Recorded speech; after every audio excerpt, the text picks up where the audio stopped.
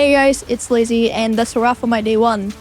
I managed to finish the normal campaign and I did not get to play as much as I want because of the login issues, but I want to take a moment to update you on my Gunslinger build that I had previously theory crafted.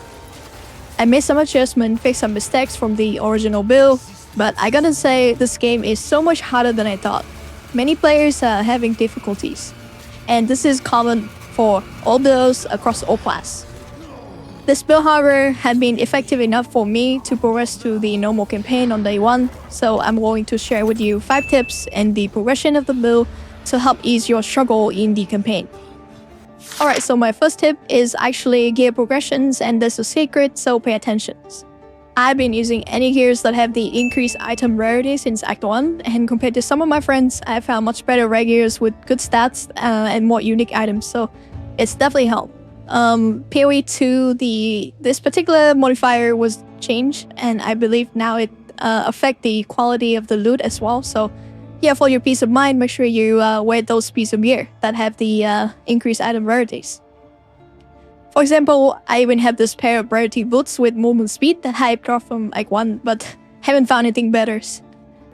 Besides that, make sure you always look at your shops, check out for any good available crossbow that are upgrades. If you're playing my build, we are mainly looking for physical damage, so both added or increased physical damage works. And if you get that together with the increased projectile skill level, that's a jackpot.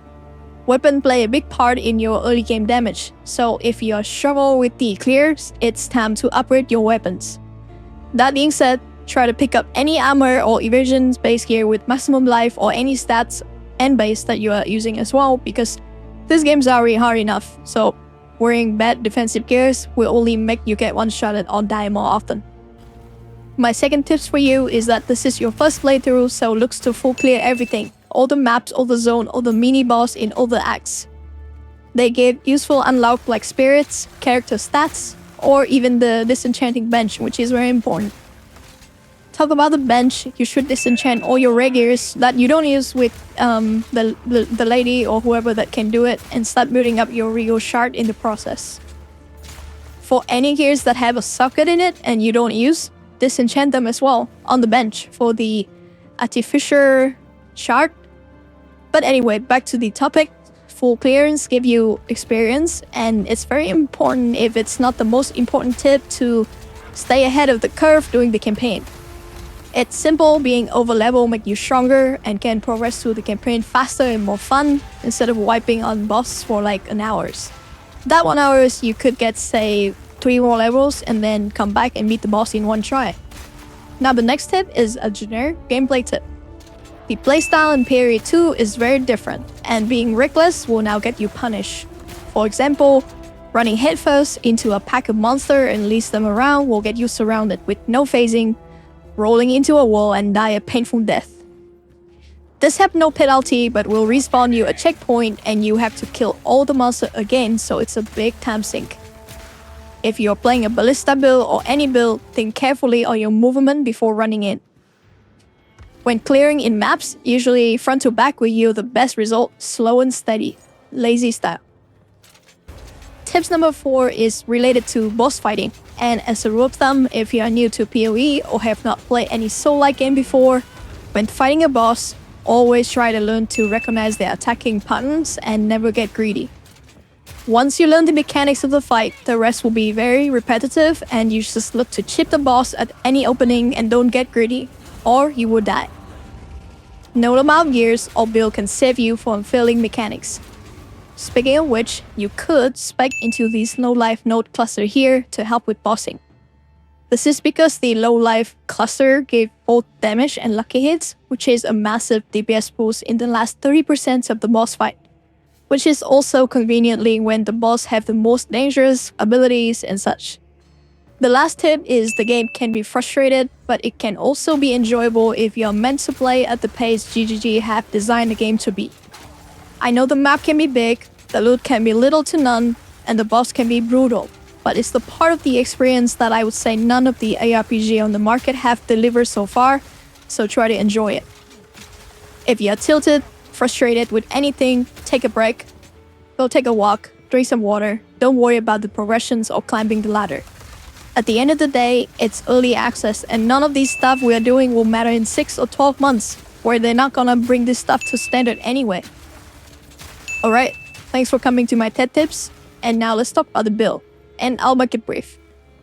James set up a Fragmentation Round with Envenom, Corrosions, Comorbidity for, poison stuff. Glacial Bolts with Glaciation Support, Cold Infusions, and High Velocity Rounds with Lacerate, Long Shots, and Inevitable Critical. If you have Jewel Orb, try to upgrade Fragmentation Round first, and then High Velocity Rounds and Glacial Bolt last. One important thing to note is that you should not put Brutality in the High Velocity Round or your bleed won't do any damage. Sorry for misleading in this theory crafting. So just take it off if you already put it in. Now for AoE clear, it's very simple and safe front to back and it's simply amazing. Put Glacial Bolt in front of the packs and swap to Fragmentation Round to blow them up like candies. The most important thing is the keybind, and if you're playing on PC, I suggest putting the 2 ammunitions on mouse number 4 and 5 button. Make it so easy to swap back and forth. I'm feeling like a cowboy playing this build, honestly. High velocity rounds are meant for bosses and tanky rares. You just need to swap to it when the ammo break ailments show up, and then consume it. You get access to Glacial Bolt at level 36, and it's a massive quality of life. Before that, I have to use the gas grenade with Bursting Plague and Scattershot to help with AoE clear. But right after 36, I only use 2 skills while blasting the campaign, which is Glacial Bolt and Fragmentation Rounds. Very comfy. For the aura, I suggest running Arctic Armor with Vitality and Clarities for good sustain during maps and during boss fight. And I have the extra spirit from my amulet, so I use Shot Scavenger, but it's optional. Here are my gears from the end of Act 3, and I'm also utilizing the weapon swap for my grenades, which again I stopped using after getting Glacial Bolts. While to be specific, this is the bossing gear setup, and the campaign gears is more like stacking increased item rarity, which I briefly talked about in tips number 1. Long story short, only weapon matter, and try to craft them with Essence, Orb of Alchemy, Regal, Exalt in any way that you can. Prioritizing weapons. I made 2 changes to the passive skill trees. The first one is picking up these crossbow reload nodes over here, and it's basically a form of our attack speeds. We can only load up 1 bullet without linking it with support gem, so you need to prioritize that harder. It's a very comfy addition into our build.